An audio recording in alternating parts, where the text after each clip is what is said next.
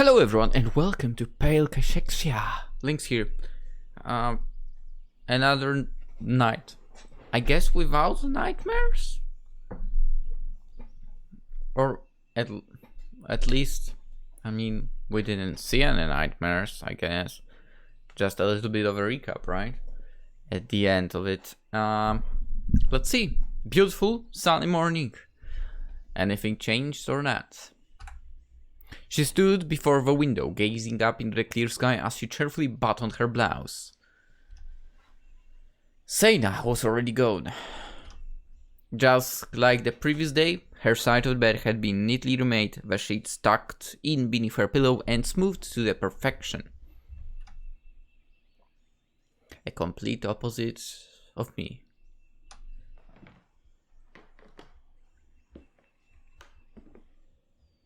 As Esther descended the stairs, she could hear the birds keeping out their cheerful chorus outside. It felt warmer today. Summer was steadily approaching and soon everything would be bright, beautiful and flowering. Nearly a year ago, she'd set out during the same warm weather, full of determination, putting all of her faith into the plan she'd carefully mapped out. And now, after all this time, her closest lead was crumbling into dust. Perhaps it had been foolish to expect anything more.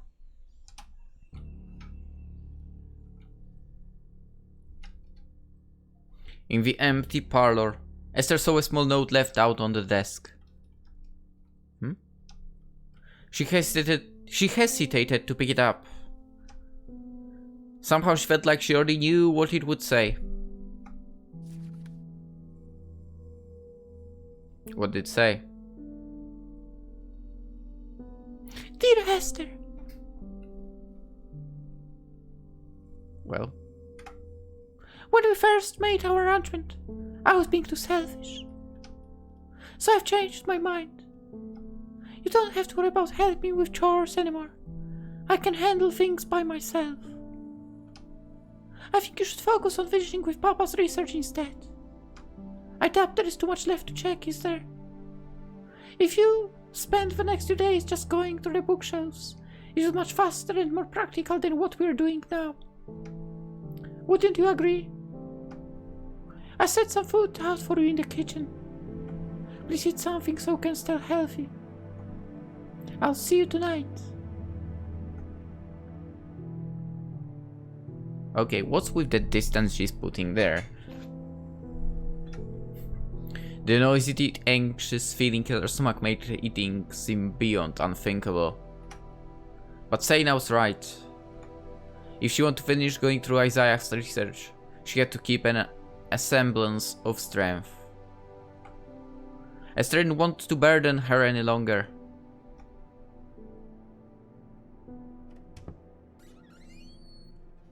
After forcing herself to gulp down a small amount of food, Esther made her way back to the study. Being here so early in the morning, especially on such a beautiful day, felt strangely wrong. On mornings like this, they often went out to the stream or had breakfast in the garden. Seina had promised to show Esther more of her favorite picnic spots soon. I guess that's not happening.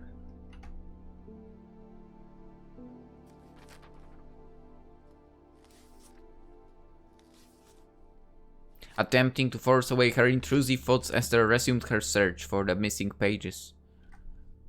But the dull, unrewarding nature of the task left her mind far too free to wander, and naturally, it kept returning to situation with Seina. Slowly, she was beginning to piece together what had likely happened. Yesterday, the study door was closed even though she'd left it open. It was possible Seina had shut it while passing by, but more likely, she'd been inside and found the journal entry Esther had pulled out.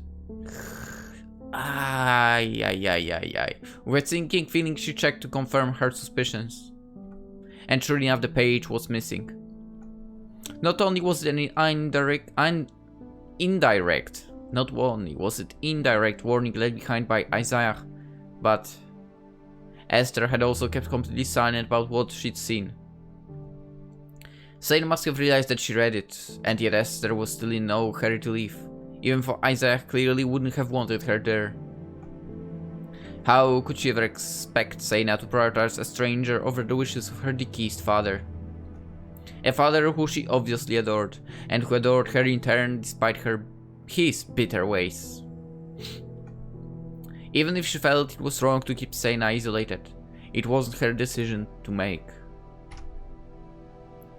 And in the end, if Seina decided to follow Isaiah's wishes, Esther had no right to hold it against her. She was only honoring her Manor's memory, living how he had always wanted her to. She knew that. And yet...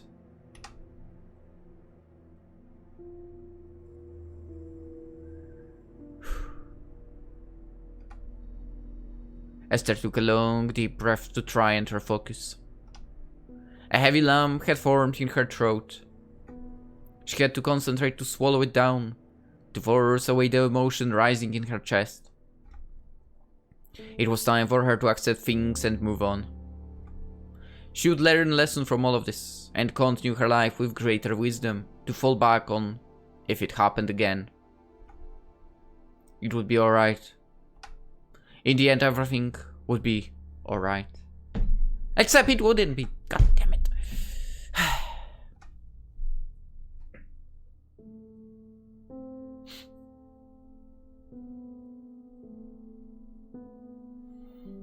I'm still curious what's in those bottles. After a few minutes, Esther managed to calm herself down. Once she'd managed to regain a grip on her composure, she began to search for Isaiah's treatise with even more focused intensity, pushing away any encroaching thoughts or feelings as they came to her.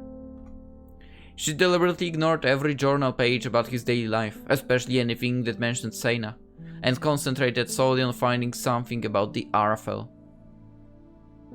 Suddenly would appreciate the fact of having all of those on PC and go Ctrl F, Arafel, nothing. Oh boy. But as the hours passed and morning turned to afternoon, her efforts still met with no success. It was so difficult not to let herself get exasperated. She could feel her focus waning again, and the heavy wave of the pale only worsened, the sensation clouding her head.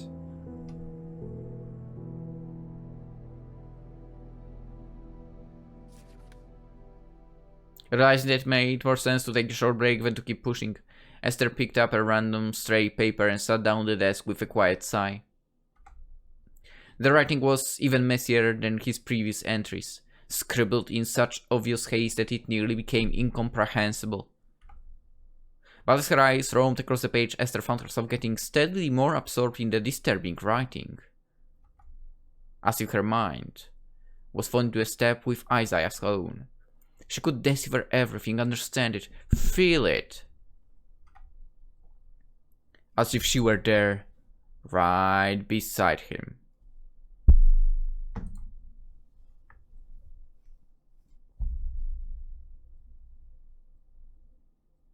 Okay, what's there? I have boarded up the windows and barricaded the doors. I'm too terrified to light a candle, for this girl will surely betray me in the dark. Would explain the messy writing then. I understand now that what I witnessed was no hallucination. No, I am no old mat after all. The Arafel have not forgotten me. I fled into the darkness and I stirred those living fears from their deep sleep. Some of them took hold of me, seeped into my mind and body to hasten my decay, to ruin me with a vengeance, but from the others I managed to escape. And now, they are coming for me. They are waiting in the shadows, listening for my breath. I can feel the same rejection of life rising in my stomach like before, this bile of hatred for my own existence. It is their punishment. It is a premonition of what they will have me do. They will drive me to kill myself. My writing this. I'm only bringing them closer to me. They are so close right now. Nothing will keep them out. Nothing will save me. All I can do is run. The quill snapped between his trembling fingers. A chilling draft had leaked through the window, boarded up and secure as he thought it was. His stomach began to slowly knot itself in pure dread. Not safe. He wasn't safe. They were almost here. Morning. Just until morning. He pushed himself up to his feet in a sudden clumsy movement, sending his papers scattering off the desk. A small beaker of fluid fell to one side, spilling its contents onto the floor. But the man failed to notice. Morning. That was it. If he would just run, flee, escape them until the morning, he could still live. Racing over to his door, he froze as his fingers brushed the doorknob. Careful. He had to be careful. He pressed his ear to the door, held his breath and listened. Silence. It was safe. Or so he thought. With a shuddering exhale of relief, he crept in the hallway and down the stairs. 2 large bookshelves and a chair were barricaded in the front door, but he only needed to remove one of the shelves to sleep outside. Quickly. Quietly. Before long, he had stumbled outside, into the swirling mists that surrounded the manor. The frigid wind drained the color and feeling from his face, but it was a welcome numbness. Where? Where can I go? Where? No, it doesn't matter. Anywhere. Far, far away, but not here. Slurred words rushed from his lips, clouded with the confusion of a man half asleep. He began to fall forward. But instead of spilling to the ground, the momentum sent his body stumbling through the grass. A lurching walk, then a jog. Faster. Faster. Soon he had broken to a steady run. He had to get away. He had to get away from it all. Nuts. But his footfalls were loud, so loud. The faster he ran, the more they heard him. They were close now. Getting closer. No, he was safe. He'd be safe, stay safe, as long as he kept running. He thought he was safe. Knew he was safe. Had to be safe. And he was safe until he looked behind him. Fear sliced through his skull. For a moment, everything went black. Yeah, that's the mistake. If you run away from something, never turn around. When his eyes reopened, he was running. Why? Why? He'd left. He was gone. They couldn't catch him here. They couldn't follow him. No, no, no. He didn't want to die. He didn't want to suffer. He didn't deserve to suffer. He hadn't done anything wrong. They knew it. In that moment, the world warped and shifted.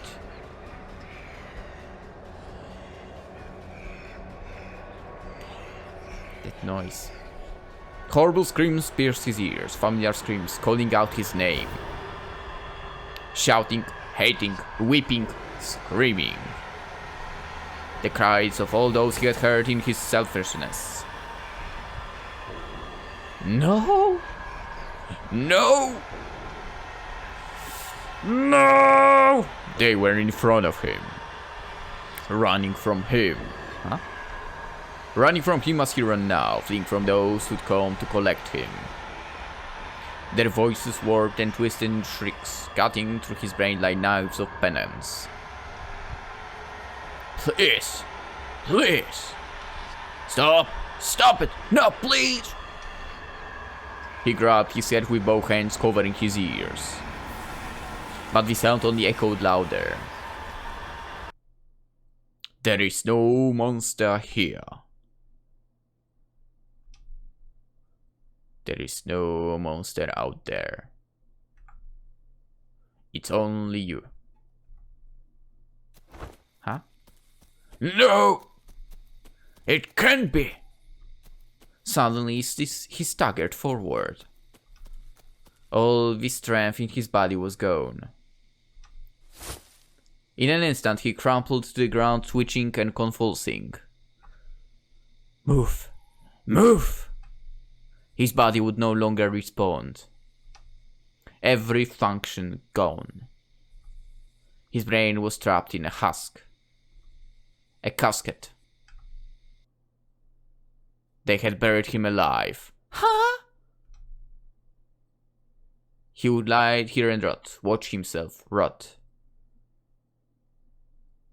Mate, do you mean that this happened and the key just stayed there?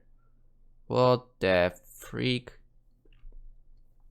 Hours and hours, helpless insects and animals eating him, every scream silent.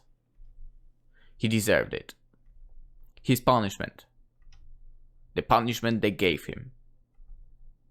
No. The punishment he'd given to himself.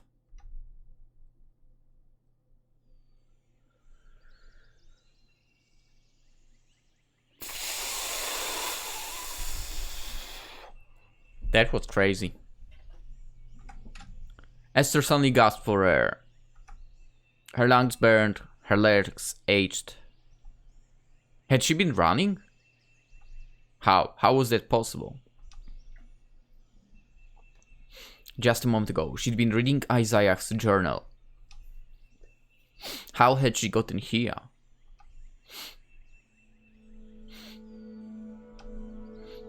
All of a sudden, her hazy memories floated back to her. A few minutes ago, no, hours ago, she had left Isaiah's study. Something had called out to her. A sudden, intense, overwhelming urge that she couldn't resist. A call to follow Isaiah. Wasn't it? She didn't go away to get out of the Manor, away from her own thoughts. And so she tore down the stairs in a panic, nearly tripping over herself in her frantic need to flee. There was no sign of Seina as she ran across the Manor grounds. She must have been in the cemetery. But Esther ran the opposite way. Into the forest, the same deep woods she'd come from, throwing herself carelessly forward. Had she been fleeing all this time? Impossible. When she glanced up at the sky, the sun was just past its highest point. If that many hours had truly passed, then she had fled a decent way from the Manor. Getting back would be a difficult task, especially since she'd initially found the place by sheer luck. She had no map, no compass. All she could do was try and strain her memory back several weeks prior, and seek out any features she'd passed by. A ridiculous plan, certainly, but there were hardly any other options.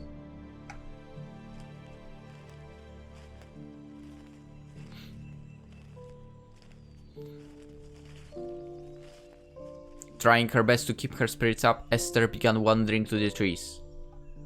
She still felt slightly dazed both from her lapse in consciousness and the events of the past 2 days.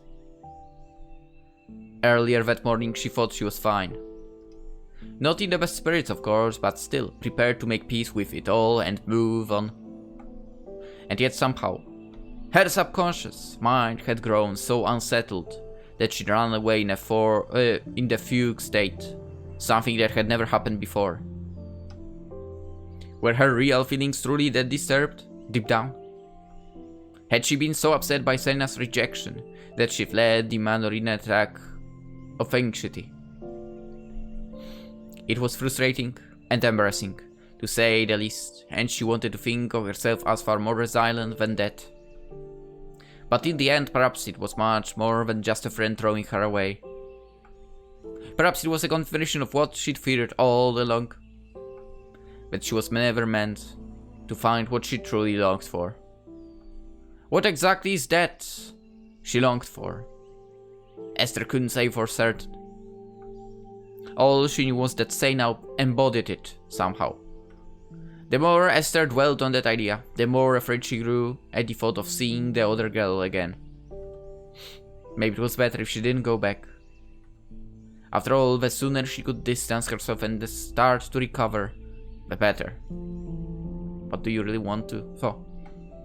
And of course, she didn't want to hurt Seina or make things any more difficult for her. She had already done so much for Esther, and the thought of straining her further, especially after last night, seemed unbearable. Leaving then would surely be the best choice. For both of them.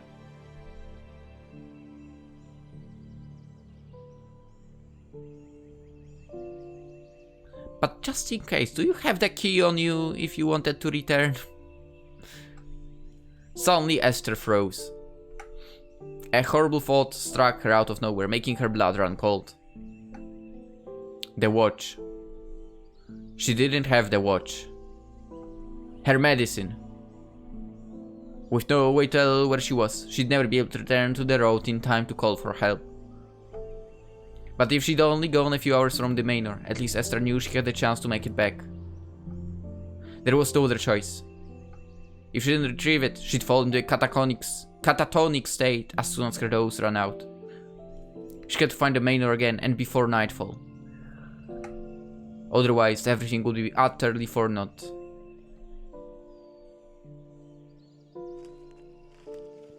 God damn it. That's going to be rough. When Esther began to walk again, her steps grew much more hurried. Nothing looked familiar, and yet somehow she still wondered if she hadn't seen it all before. She thought she remembered finding the Manor in the east, in the opposite direction of the setting sun, but in the back of her mind, she was starting to doubt if her own memory could truly be trusted any longer.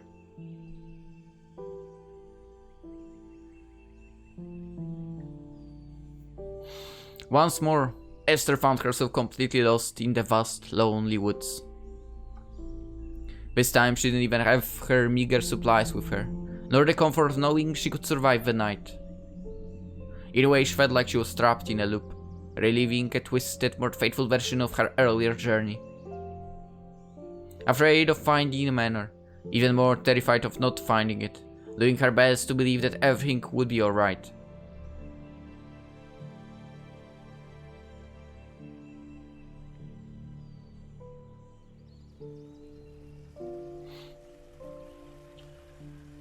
Oh boy, oh boy, oh boy. And as evening steadily crept closer, Esther encountered a little stream running along her path. At first her heart leapt, but then a flash of fear overtook her brief hope. Was it really the same stream she'd played in with Seina? Or could it be a different one altogether? She didn't remember anything familiar about this spot, but maybe if she followed it along she'd encounter something else. The stream had flowed to the right of where they stood on its bank. Or had it? With a sense of growing, empty dread slowly building in her chest, Esther realized just how shapeless her memories and thoughts had become. Perhaps that was why everything seemed the same and yet completely different, with no solid reality she could tether herself to. And at any moment, a dream could become a nightmare.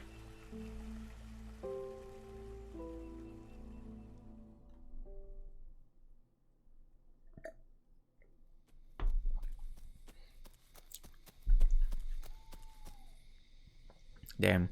Night had fallen. It arrived far, far too quickly, cloaking the forest in a thick darkness that made it even more deeply confusing. She'd been running for a while now. Her eyes darted around, trying to desperately glean any memories of points of interest that stirred her mind. But nothing ever appeared. The stillness that surrounded her suddenly felt eerie beyond compare. She could hear the rustling of leaves, the crickets, the nocturnal creatures that skittered after prey or fled from predators. But she never saw them. Nothing moved. Everything looked the same, like a painting, an image frozen in time, never changing. As she kept going down the same path over and over again. Uh-oh. What's going on? As Esther dashed into another cluster of dark trees, a horrible, petrifying realization flashed before her. I see an owl. Isaiah's key. Oh, for heavens! Oh. She had given it to Seina.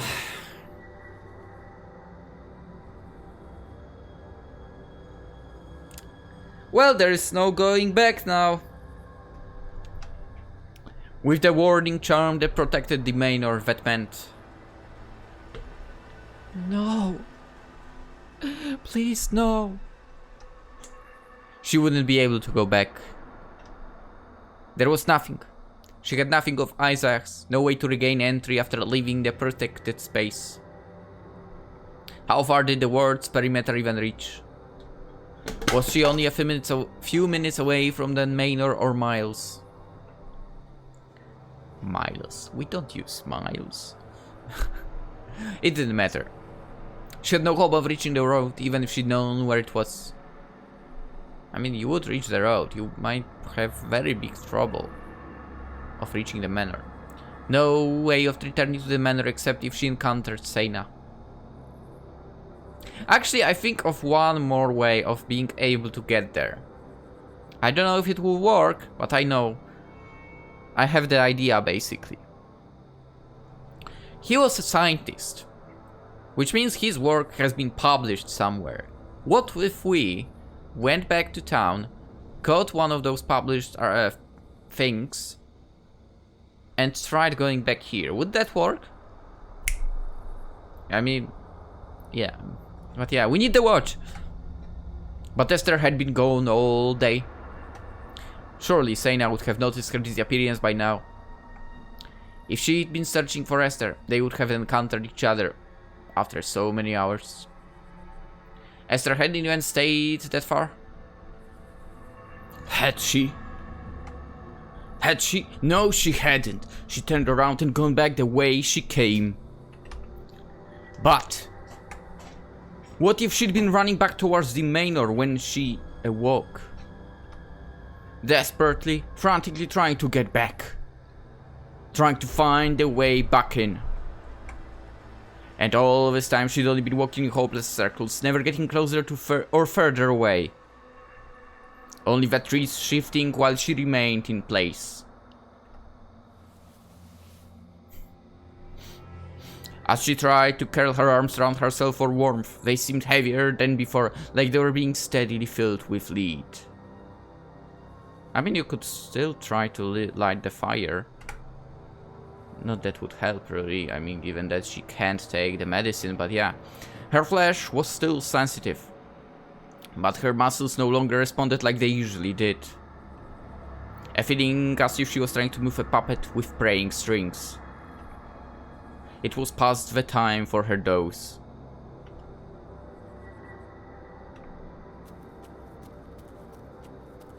She broke into a sprint. Each step grew more impossible than the last, and her body threatened to collapse from the strain at any moment. It was as horrifying as the doctor's warnings. No, it was worse, for nothing could describe the sense of all control slipping away. Stumbling forward, she barely managed to catch her balance, holding on to the tree for support as her legs seemed on the verge of giving away. No. I won't let it. Good. Don't give up, girl.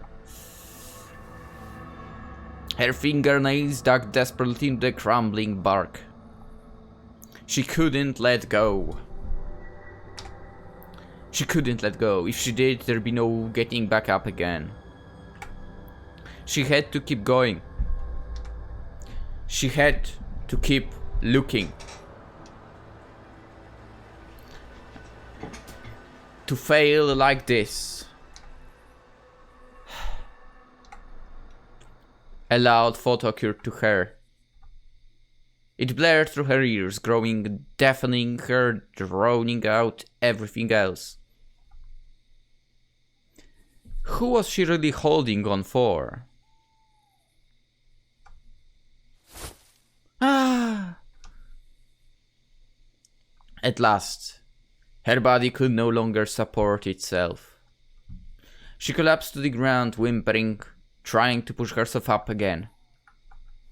But after one last desperate strain of her arms and legs, she fell still. Even her eyes refused to move.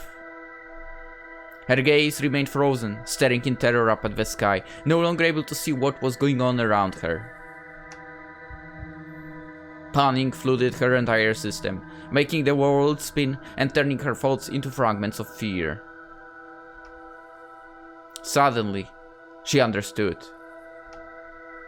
She would die like Isaiah.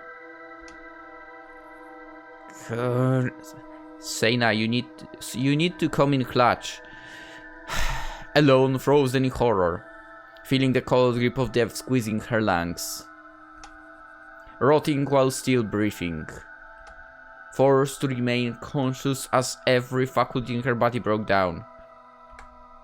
Praying for it all to end.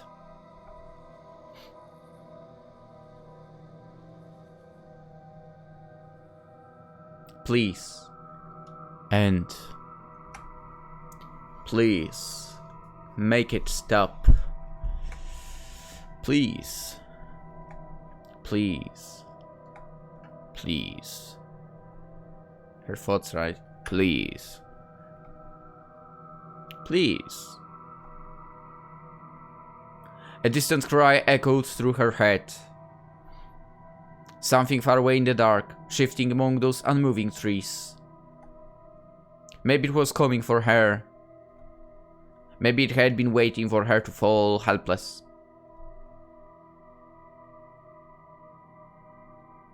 Again the sound cried out.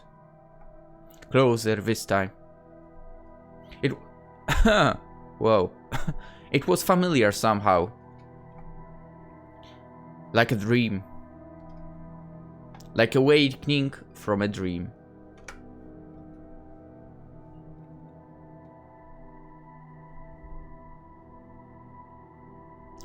Esther.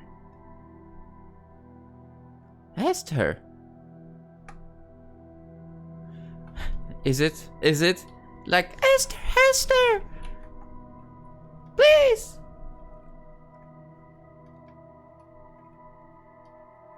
That voice. It belonged to Seina. She could hear her footsteps in the distance running, getting neither closer nor further away. If only she could call out to her. But she couldn't. She was completely, totally helpless. Seina would pass her by, and forever believe that Esther had abandoned her. Had Isaiah endured this too? Had he heard his daughter calling for him, running past just out of sight? Unable to cry, unable to scream, unable to reach out for help. I mean, I don't think so. I would assume he would be able to get back to Manor no matter what. I mean, it was his place basically, so, you know. I would say that only would make sense for him to be able to get there. Unable to do anything but wait. I mean, he couldn't move, yeah, but, you know, other than that, I think he would be able to get back, right?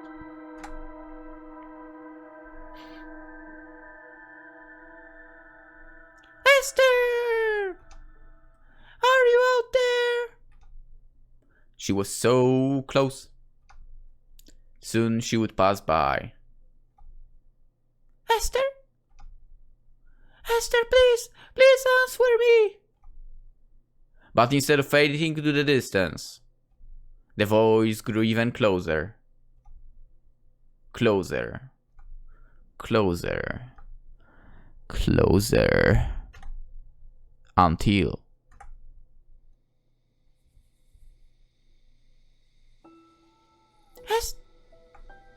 Esther! Oh no! A figure crashed to the ground beside her.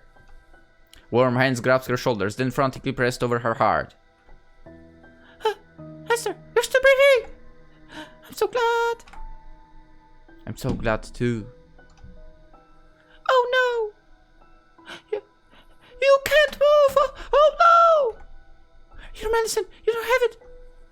But there's no time, I can't risk running back for the watch. She heard Seina inhale a trembling breath, desperately trying to calm herself. Then, thin, wire arms began to cradle her body, lifting her slowly upward. I can do it. I can.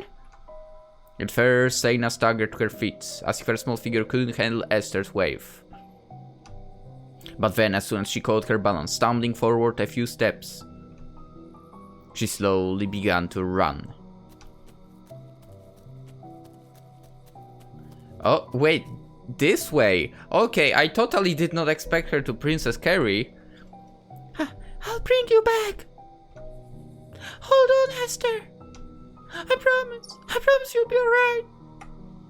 Her head rested against Seina's shoulder. It felt so warm, so comforting. Seina had come to save her. That was the only thing Esther could bring herself to care about. Whether or not they made it back to the Manor in time, it didn't really matter anymore.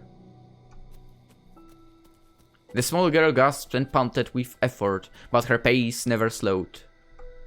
Her footsteps raced through the forest, so strong and so determined, never straying from their goal. She saw things Esther couldn't see. The hidden paths, the different trees, the stars that mapped the true direction. And for her, Isaiah's words relented. There were no circles, only a straight and unwavering line. Through the final trees, towards the clearing, into the mists that had once warned her the way, into the manor she had tried to escape from.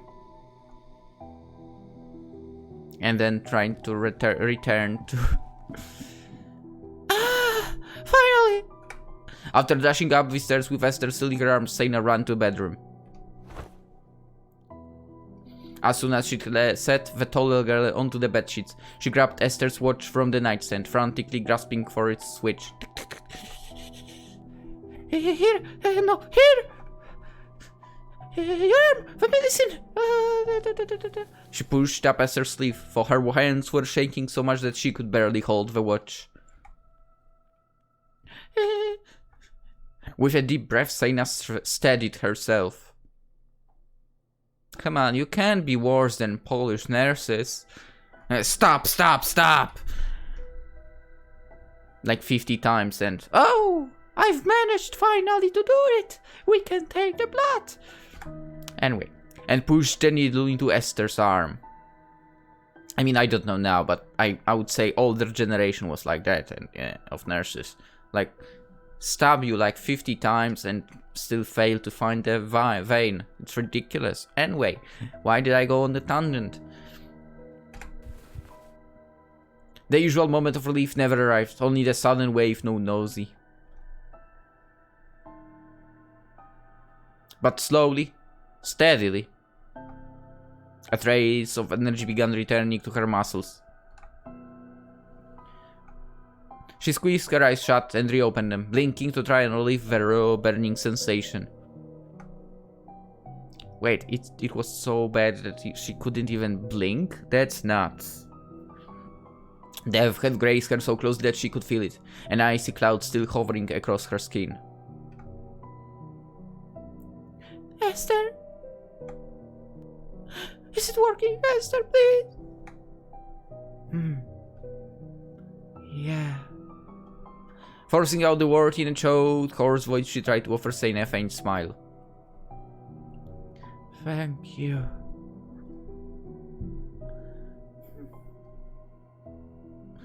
Esther. You're right. You're alright. The tears that she'd been barely holding back suddenly began overflowing. Same! Totally same! No, I mean, I have to...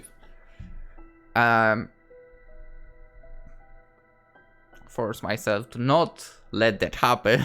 But yeah, sobbing, Seina threw her arms around Esther, burying her face against the other girl's neck. As more of her strength gradually returned, she was able to drape her own arms around Seina. The intense shock made it difficult, if not impossible, for her to truly form any thoughts. All she could feel was an immense, overwhelming relief, a deep gratitude for every breath she took.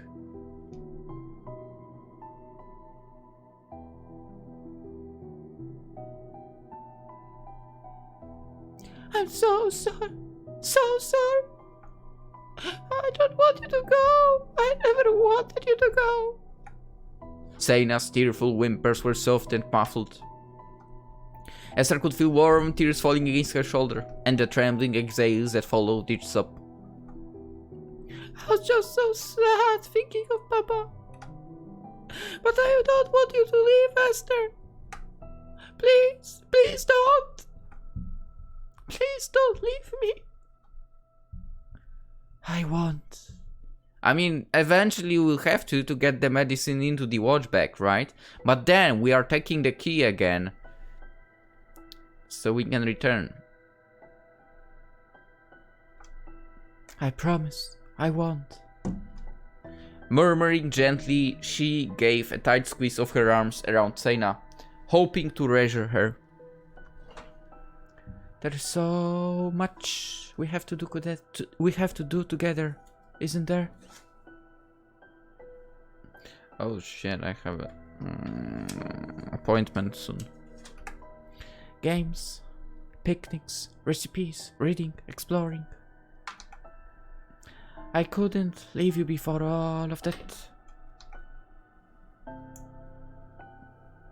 She embraced her, wiped her tears, and hushed her gently, cradling her smaller friend against her chest.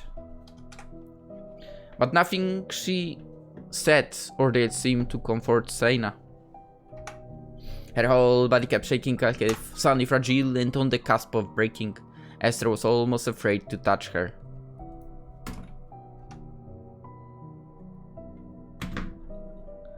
Still, she gingerly stroked her fingers through that soft blonde hair, holding her as she let out everything that had built up inside. Not just from that night, but ever since her father disappeared. No one had held her. No one had comforted her. No one told her that everything would be alright, no matter how much it hurt at that moment. Esther desperately wished she could do more, that she could travel back in time to be there for Seina when nobody else was. At the very least, she could be here now. She could promise not to hurt her friend ever again.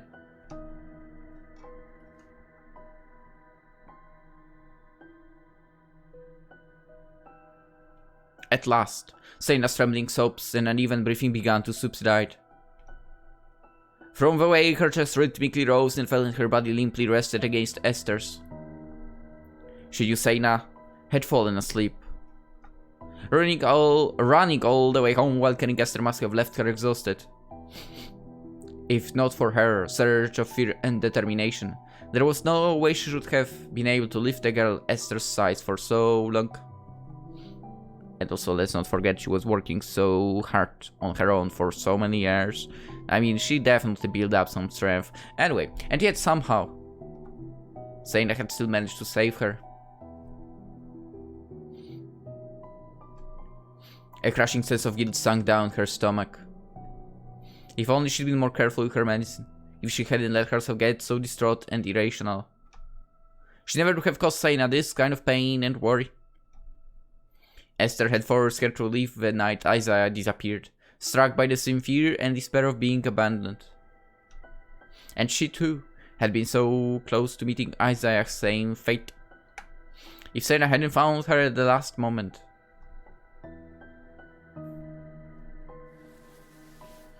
Swallowing hard to hold back her tears, Esther gently detached from Seina to pull herself up. She was too exhausted to change into her nightclothes, but at least she could put both of them under the covers. Pulling the fluffy comforter up to the small girl's shoulders, she tucked her in tightly, which seemed to lessen Seina's trembling somewhat. In a way, she almost felt too guilty to hold her again. After hurting her so badly, did she really deserve to comfort Seina, to share her presence? No. Seina wanted her there. She still had to remind herself of that, even after that had happened. Guilt, doubt, shame, none of it mattered anymore. Seina had already made it clear how much she cared about Esther, and adopting her would be the same as rejecting her. Back in the forest, lying there in the darkness, she had given in to her fear of abandonment.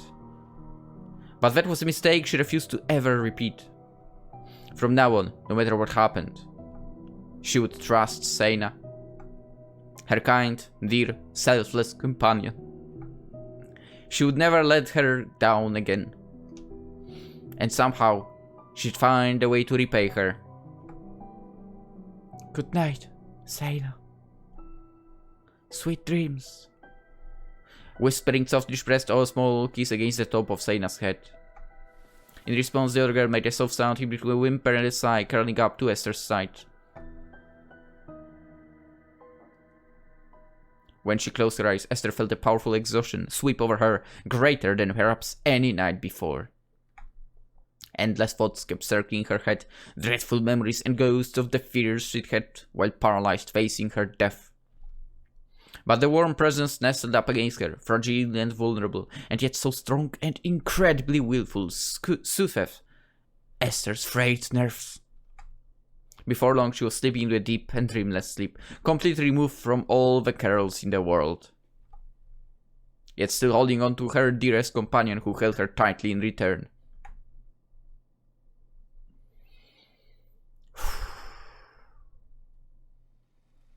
That was nerve-wracking. Now the question is, do we still have recollection from Isaiah, or are we moving to the next scene, right? Stray leaves floated down the stream, slowly disappearing into the darkness. He watched them pass with a certain strange melancholy, and I guess we found the answer to that. We are with Isaiah. The idea of leaving behind his research, those countless hours of experiments and writing, no longer bothered him. But moments like these, now that he was faced with losing them forever, the simplest pleasure of life suddenly seemed invaluable. Every morning in the garden, every thunderstorm on a spring day, every cup of tea. Speaking of tea, and conversation at the table, every night clear enough to admire the constellations. He wished he'd appreciate them then more.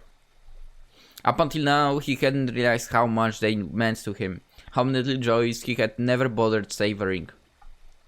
If only he could have recognized it all earlier. So many things never showed their value until they were gone.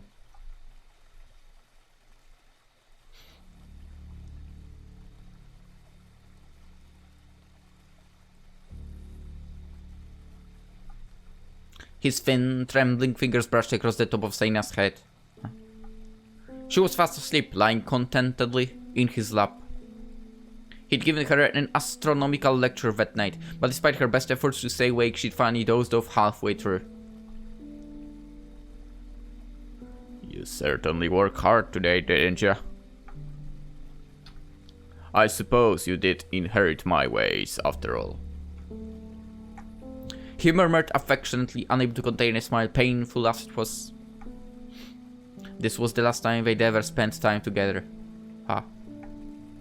He realized it earlier, but he forced himself to act as normal and unaffected as possible during their walk, despite the anguish he felt whenever he remembered how quickly all these years had gone by. He had never imagined it would end like this.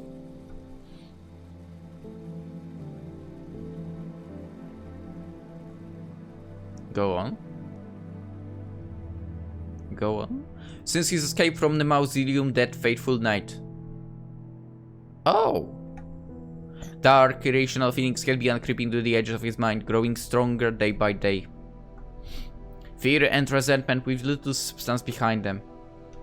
Distorted images of both himself and Seina, twisting them both into reprehensible monsters. It was the same bitterness he'd felt so long ago, back when they first moved there together. Seina became the personification of all of his misfortune and woe, a symbol of life's mockery instead of his beloved, irreplaceable daughter. God damn it. He slipped into such a thoughts without realizing it, and only in the middle of that bleak, hateful fog would he suddenly come to himself again. Yeah, isn't it crazy that, you know, a situation that is basically... I don't know. I mean, basically, over here, you know, the awakening of complete fear, right? Makes you realize stuff like that. Suffocated by his growing paranoia and anxiety, these lucid moments were steadily withering away. Now he had to shut himself in his study most of the day, never knowing when a wave of delusions would seize him. No longer could he freely spend his days working with Seina, for he constantly feared what those venomous shadows would make him say to her. Their whispers had become so frequent that soon he knew they would overtake his mind completely. But tonight, summoning the last of his strength, he had offered to take her on a walk by the stream, determined to spend one last quiet evening together. How overjoyed she had been. She believed he was finally getting better again, and soon life would return to how it once was. Was it crueler to lie to her, or to tell her that he was dying? He kept agonizing over the decision, which seemed to have no right answer. I'll tell her tomorrow, he always thought. But whenever a new morning arrived and she was so thrilled to see him outside of his room again, his will kept faltering, which is understandable, I guess.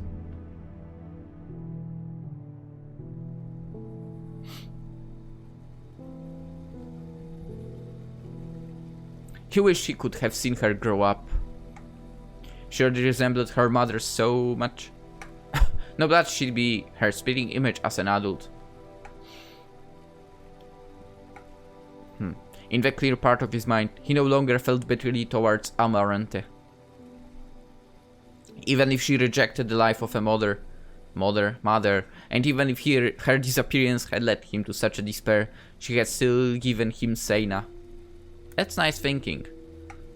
Somehow, somewhere, he hoped she could find happiness. She deserved a life better than whatever he could have offered. Just like Seina did. That's very nice thinking. Also, it's a very hard thinking, you know. I guess even, especially if you are, I mean, Amarante, her mother, right? She wasn't his wife, right? So the mother to his daughter.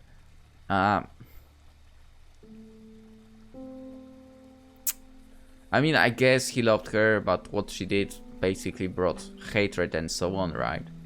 So I would say in this situation, it must be really, really tough to think, yeah, I wish you find happiness, even if it's not with me. It's freaking tough to think that. Anyway, moving slowly to avoid disturbing her, Isaac rose to his feet, holding Seina closely against his chest. In a way, he was relieved she'd fallen asleep. He didn't think he could bear bidding goodnight to her, knowing it would be the final time. But goodbyes were for the benefit of the living, not the dead.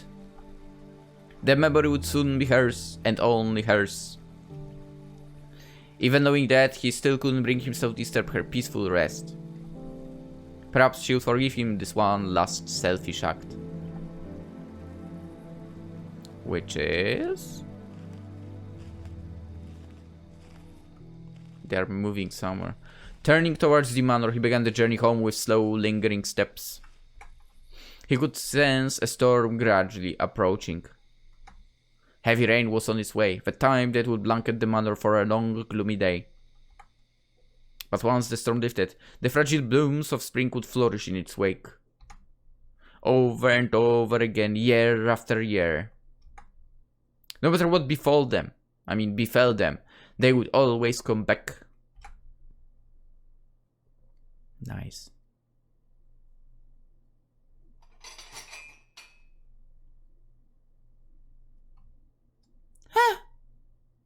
I guess it's time to end it here. I believe we are no longer with the memories of Isaiah right now. So we'll continue tomorrow. For now, hope you enjoy, hope you have a wonderful day, and I will see you in the next one. Bye bye.